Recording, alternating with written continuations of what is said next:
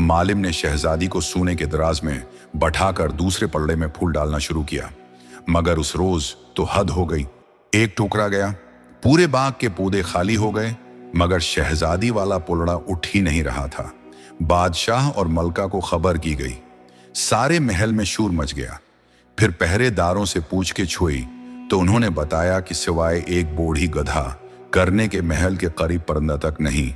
या बादशाह ने हुक्म दिया कि चारों तरफीनी औरत को पकड़कर लाया जाए, मगर किसी को वो औरत सारे शहर में कहीं नजर न आई। उधर मलका की निगाह जो शहजादी के हाथ पर पड़ी तो वो अंगूठी देखकर चौंक पड़ी। पूछा तो शहजादी और उसकी सहेलियों ने बताया कि ये अंगूठी बाग में हौज के किनारे पड़ी हुई मिली थी, मगर उनके बयान पर बादशाह को यकीन न या लाख सख्ती की गई।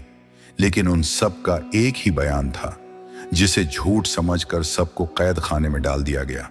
मगर शहजादी को बादशाह कड़ी सजा देना चाहता था, उसलिए शहजादी को महल से निकालकर शहर बद्र करने की सजा तजवीज हुई। शहजादी बेचारी लाख रोई पेटी कि वो बेगुनाह है, मगर किसी ने यकीन न किया, क्योंकि किसी गैर शख्स की अंगूठी उसने पहन रखी थी। मुल्का ने कनीज को बहुत सा माल व दौलत देकर शहजादी के साथ जाने का हुक्म दिया, और बादशाह के आदमी इन दोनों को बहुत दौर एक वीराने में छोड़। ये कनीज बूढ़ी औरत थी और बीमार भी रहती थी। उसने सोचा कि वो शहजादी के साथ कब तक इस वीराने में पड़ी आएगी। ओखरी उम्र है, यहीं मर गई तो मुर्दा भी ख्वार होगा। शहजादी कसूरवार हैं तो अपने किए की सजा बकते वो क्यों मुफ्त में मारी जाए। लिहाजा उसने अपनी जान छुड़ाने का तरीका सोचकर एक दिन शहजादी से कहा कि वो जाकर जंगल में फल चुन कर लाए। इतने में वो कपड़े धोकर नहाए।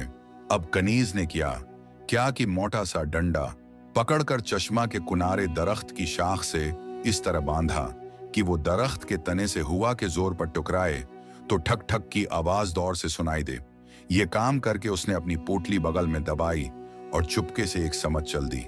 शहजादी जंगल में फल तोड़कर लाई तो डंडे की ठुक ठुक सुनकर समझी कि कनीज अभी तक कपड़े धो रही है और बैठकर उसके फारिग होने का इंतजार करने लगी।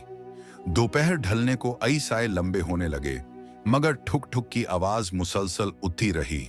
शहजादी हैरान थी कि कनीज आखिर इतनी देर से कौन से कपड़े धो रही है। उठकर चश्मे की तरफ आई और टीले की ओट में खड़ी होकर आवाज देने लगी, मगर कनीज ने कोई जवाब न दिया।